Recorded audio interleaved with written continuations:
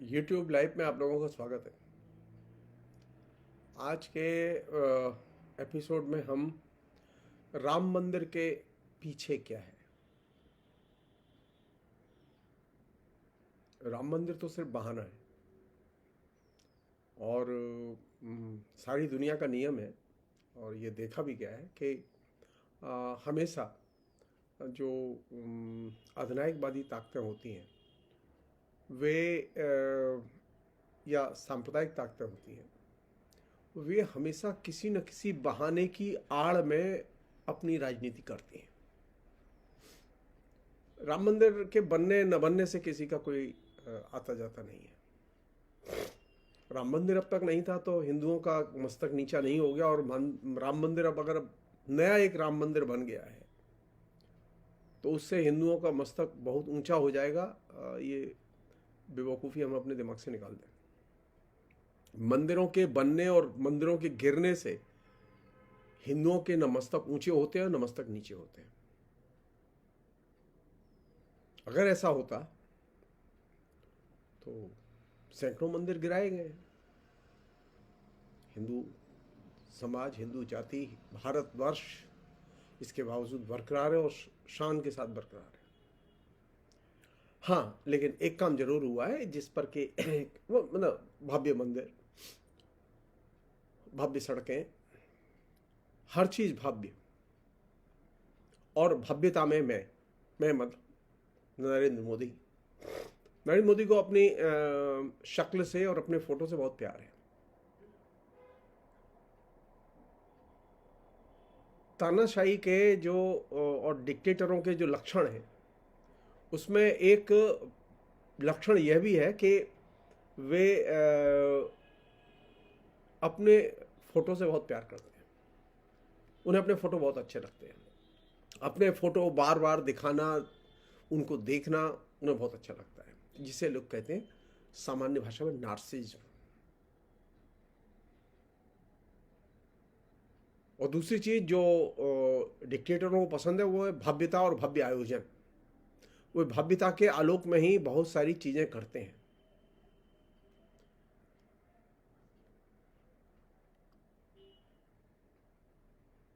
एक अन्य पहलू है जो कि यहाँ मेंशन करना जरूरी है खाली, वो ये कि सारी दुनिया का जो डिक्टेटरों का, तानाशाहों का जो अनुभव है वो ये है कि तानाशाह हमेशा बहुत ही एग्रेसिव प्रचार करते हैं और एग्रेसिव प्रचार के जरिए वे परपीड़क आनंद लेते हैं।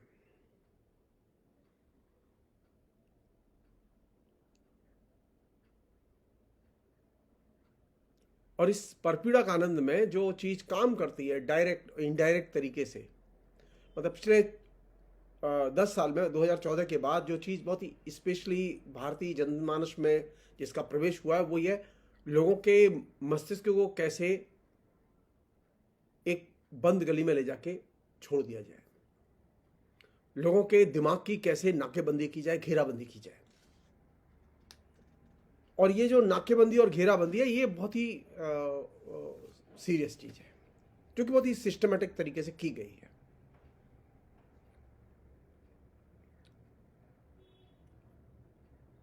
दो संगठन हैं जो कि बहुत ही एग्रेसिवली काम कर रहे हैं, राष्ट्रीय स्वयंसेवक संघ और भारतीय जनता पार्टी। नरेंद्र मोदी तो उनके आइकॉन है। कहने के लिए राष्ट्रीय स्वयंसेवक संघ अपने को एक सामाजिक संगठन कहता है, लेकिन उसका सामाजिक संगठन जैसी चीज से कोई संबंध नहीं है, बल्कि उसका जो मुख्य लक्ष्य है वो ये है कि सत्ता पर कब्जा किया जाए, ज्यादा से ज्यादा पैसा कमाया जाए और इसके लिए अगर जरूरत हो तो दूसरे हथकंडे अपनाए जाएं जो कि अलोकतांत्रिक है।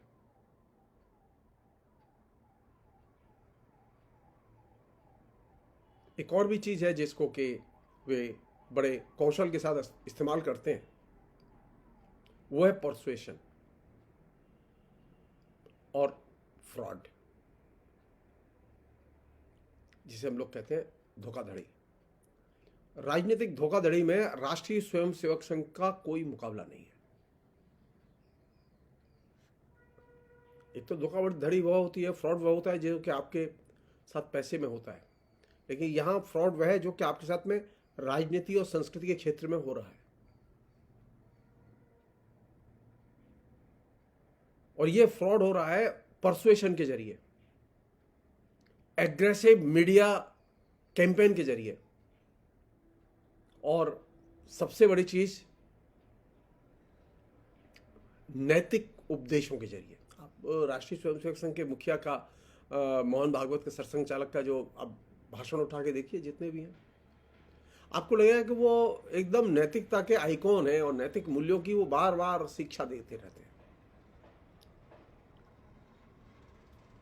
नैतिक मूल्यों की शिक्षा देने का पर्पज यह है कि जनता को मानसिक तौर पर नियंत्रित किया जाए, और इस चीज को भूलना नहीं चाहिए। हमारे यहाँ मुश्किल क्या है कि आरएसएस की जो टेक्निक है, कैंपेन की टेक्निक है, परसुएशन की टेक्निक है, प्रचार की टेक्निक है, लोगों से मिलने की टेक्निक है, इस पर बातें कम से कम हो रही हैं। सब जानते हैं कि वो सबसे मिलते हैं, सब जानते हैं कि वो बहुत एक्टिव है, सब जगह उनके संगठन है, विशाल संगठन है, लेकिन कर क्या रहे हैं? गतिविधि क्या है? गतिविधि है सत्ता पर कब्जा करो, ज्यादा से ज्यादा पैसा कमाओ, चंदा वसूली, गुरु दक्षिणा वगैरह वगैरह। बीजेपी और आरएसएस की जो इस समय चंदा वसूली है वो सुपर है। हिंदुस्तान में कभी किसी को इतना चंदा नहीं मिला, यहां तक कि महात्मा गांधी को भी इतना चंदा नहीं मिला। और इसके लिए जो भी तरीका अपनाना हो अपनाओ। येन केन प्रकारेण स्वम कार्यम साधये धीमान,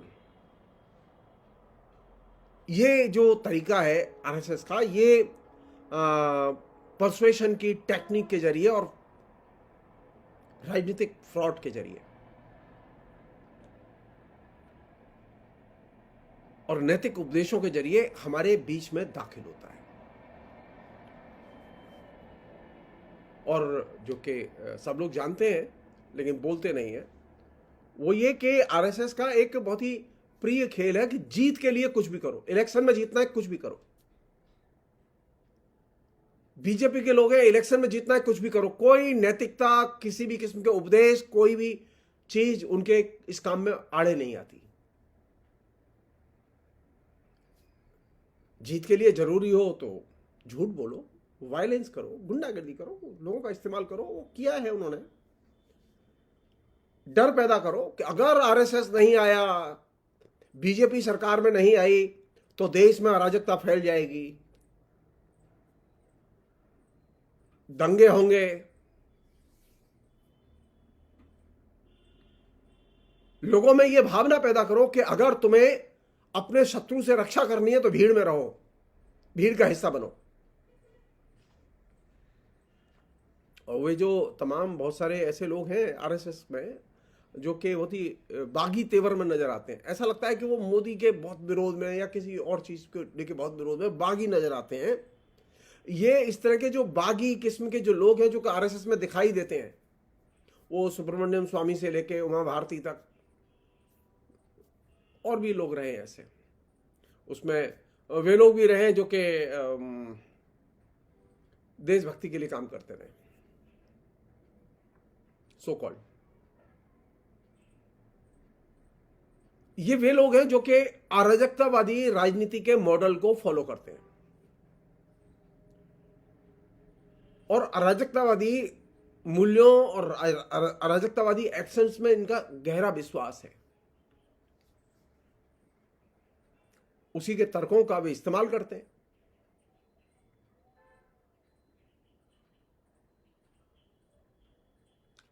इस तरह के लोग, मतलब जो रिवेल सो कॉल्ड दिखाई देते हैं, वे जनता के साथ में धोखाधड़ी में एकदम सिद्धहस्त होते हैं। और ये सारा काम किस पर्दे के पीछे? पर्दा कौन सा है? राम मंदिर। राम के लिए ये जो पर्दा है, इस पर्दे को हटाने की जरूरत है। राम के प्रति कोई अनास्था नहीं है हमारी, राम के प्रति हमारी पूरी श्रद्धा है। हम राम को मानते हैं, हम चाहते हैं कि हिंदुस्तान में राम रहें, और हिंदुस्तान में राम रहते आए हैं। हमारे चाहने न चाहने से वो जाने वाले नहीं हैं। लेकिन ये जो राम के नाम पर जो ये जो पॉलिटिकल फसाड है, या ये जो राजनीतिक मैनिपुलेशन है, जिसे हम लोग कहते हैं राजनीतिक धोखाधड़ी या राजनीतिक छल कपट, तो राम के नाम पर ये जो राजनीतिक छल कपट है, ये सबसे खतरनाक चीज है।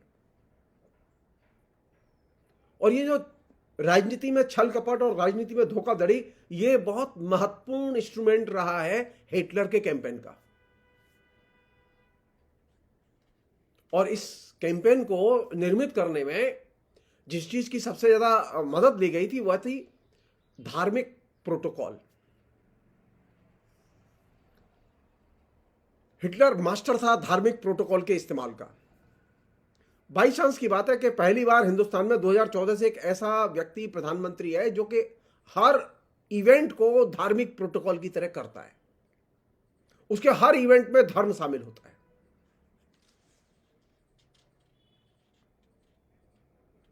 राम मंदिर की वो प्राण प्रतिष्ठा करते, कोई दिक्कत नहीं थी, लेकिन प्राण प्रतिष्ठा खाली नहीं करनी है उनको, बल्कि धार्मिक प्रोटोकॉल का जनता को मोबिलाइज करने के लिए इस्तेमाल करना है।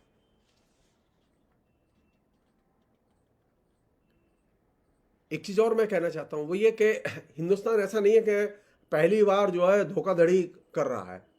हिंदुस्तान के लोग पहली बार धोखाधड़ी कर, नरेंद्र मोदी के सत्ता में आने के पहले, आरएसएस के जन्म के पहले, आरएसएस के आक्रामक होने के पहले, राम मंदिर मुद्दे के केंद्र में आने के पहले से हिंदुस्तान की जनता के एक बड़े हिस्से में धोखाधड़ी एक व्यापक सामाजिक सांस्कृतिक फिनोमेना था।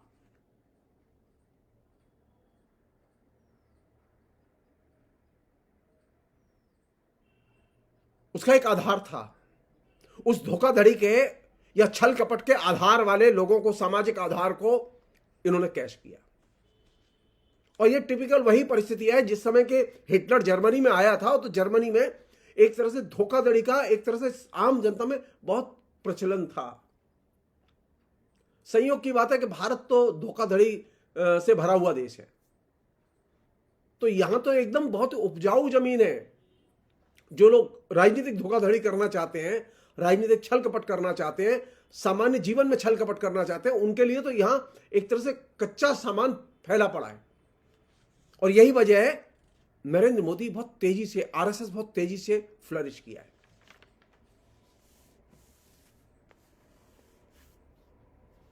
हमारे यहां क्या करते हैं जो लोग धोखाधड़ी करते हैं, दिन भर वो बेईमानी करेगा और शाम को जाके हनुमान जी के ऊपर चोला चढ़ाएगा, पूजा करेगा, या किसी देवी के मंदिर में जाएगा, या किसी भगवान के मंदिर में जाएगा, या किसी जगह नमाज पढ़ता दिखाई देगा। धोखाधड़ी करने वाले धार्मिक प्रोटोकॉल का आवरण की तौर पर सबसे अधिक इस्तेमाल करते हैं। हिटलर ने अपनी धोखाधड़ी के लिए धार्मिक प्रोटोकॉल का सबसे अधिक इस्तेमाल किया और राजनीतिक तौर पर अपने को एक तरह से जंगजू नायक की तौर पर पेश किया। और ये जो धार्मिक प्रोटोकॉल है, ये धार्मिक नियमों और मंत्रों, पूजा, भव्य आयोजन, भव्य मंदिर, दिव्य दर्शन, इनके जरिए ये धार्मिक प्रोटोकॉल ऑपरेट करता है। ये जो धार्मिक प्रोटोकॉल है, जिसका कि नरेंद्र मोदी बड़े पैमाने पर इस्तेमाल कर रहे हैं, और वो जब से आए तब से इस्तेमाल कर रहे हैं। राम मंदिर के निर्माण के प्रसंग में तो उन्होंने इसको खुल्लम खुल्ला प्यार करेंगे हम दोनों, यानी धार्मिक प्रोटोकॉल से उनका जो गहरा संबंध है उसको उन्होंने बाकायदा ऑफिशियली इंडोर्स किया है, स्वीकार किया है। पहले वो इनडायरेक्टली कर रहे थे, अभी वो डायरेक्टली कर रहे हैं। पहले वो प्रोटोकॉल आया था विकास के नाम पर, और उसके धार्मिक प्रोटोकॉल था गंगा। मैं बनारस आया हूं, गंगा ने बुलाया है।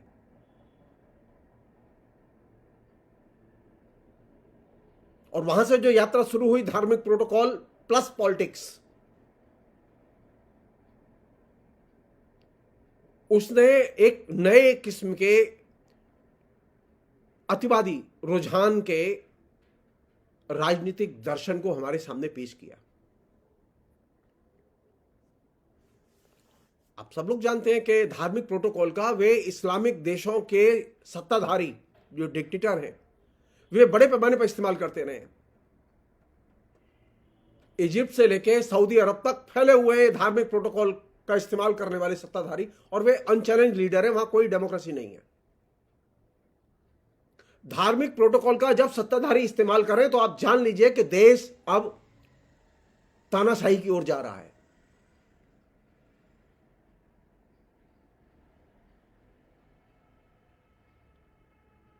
मध्य पूर्व के देशों में धार्मिक प्रोटोकॉल का इस्तेमाल करते हुए अनुयायियों की भीड़ तैयार की गई, और यह अनुयायियों की भीड़ बड़े पैमाने पर तैयार की गई। हमारे यहां ये धार्मिक प्रोटोकॉल का इस्तेमाल करके अब वो मंदिर एक धार्मिक प्रोटोकॉल के तौर पर हमारे बीच में पॉलिटिक्स में एंटर कर रहा है, और वह बड़े पैमाने पर अनुयायियों की भीड़ तैयार करने का एक इंस्ट्रूमेंट के तौर पर, जैसा कि वो राम मंदिर आंदोलन के नाम पर शुरू हुआ था, अब वो क्लाइमैक्स पर है। जब भी कोई भी प्रश्न आता है तो धार्मिक प्रोटोकॉल के ही पहलू उठाए जाते हैं।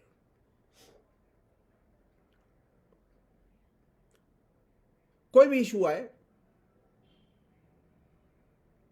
हिंदू धर्म में तो ऐसा है, हिंदू धर्म में तो ऐसा है, चाहे मुसलमानों के बारे में बात करो, चाहे आदिवासियों के बारे में बात करो, चाहे क्रिश्चियंस के बारे में बात करो, हर चीज को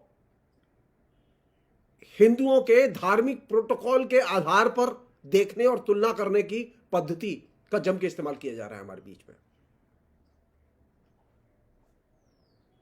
यहां तक कि धार्मिक प्रोटोकॉल के आधार पर ही हिंदू मुस्लिम संबंधों की व्याख्याएं भी की जा रही हैं।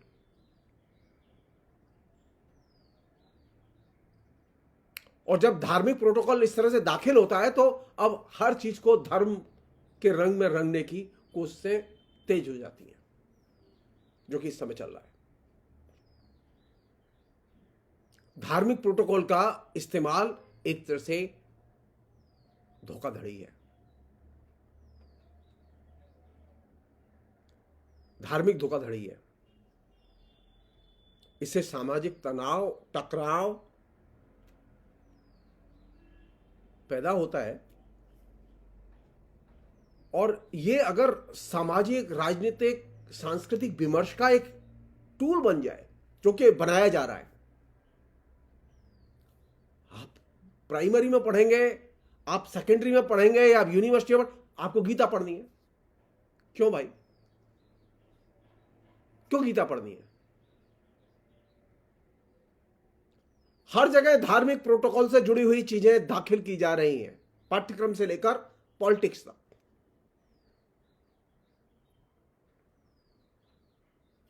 लोगों को समझाया जा रहा है कि आप धार्मिक प्रोटोकॉल के जरिए अपनी इच्छाएं, आकांक्षाएं, जीवन के लक्ष्य, इन्हें हासिल कर सकते हैं।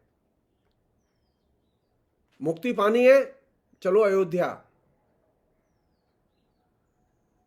नौकरी पानी है, चलो अयोध्या। यानी धार्मिक प्रोटोकॉल के जरिए डेवलपमेंट का मॉडल है, चलो अयोध्या।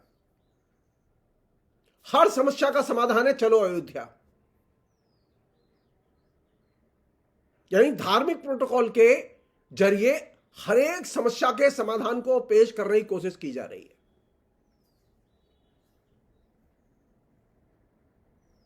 यहां तक कि विपक्ष जो भी आरोप लगाए, उन आरोपों का भी उत्तर धार्मिक प्रोटोकॉल के आधार पर दिया जा रहा है।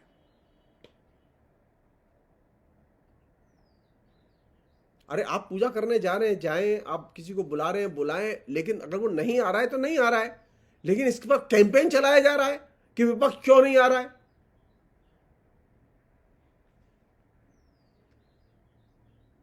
जो चीज मैं आपसे शेयर करना चाहता हूं, यह कि धार्मिक प्रोटोकॉल एक बहुत बड़ा वेपन है डिक्टेटरशिप को स्थापित करने का, और ये वेपन बड़े पैमाने पर मिडिल ईस्ट के देशों में और दूसरे देशों में इस्तेमाल होता रहा है। हिटलर ने इसे इस्तेमाल किया और दूसरे डिक्टेटरों ने इसे इस्तेमाल किया। ठीक वही धार्मिक प्रोटोकॉल के उपकरण का भारतीय राजनीति में बड़े पैमाने पर अब खुल्लम खुल्ला इस्तेमाल हो रहा और इसका विरोध किया जाना चाहिए। नरेंद्र मोदी राजनीति करें, लेकिन धार्मिक प्रोटोकॉल के बिना करें। अगर उन्हें धार्मिक प्रोटोकॉल की जरूरत है तो वो राजनीति छोड़ दें, वो सन्यासियों के बीच में जाएं, संतों महंतों के बीच में जाएं। अब यहां से सोचिए, सारे देश की जनता को 22 जनवरी को आने के लिए मना कर दिया गया है और 7,000 लोग बुलाए गए। ये वे लोग हैं जिनको के प्रधानमंत्री ने इनविटेशन दिया है, और इन 7,000 लोगों में 4,000 संत महंत हैं। इसे कहते हैं धार्मिक प्रोटोकॉल का वर्चस्व। और ये जो राजनीतिक पहलू है कैंपेन का, ये बहुत ही जिसे कहें कि खतरनाक पहलू है लोकतंत्र के लिए। इसको उद्घाटित करने की और बार बार कम्युनिकेट करने की जरूरत है। इसके बिना आपको राम मंदिर के पीछे क्या है समझ में नहीं आएगा। फिलहाल इतना ही। बहुत बहुत शुक्रिया।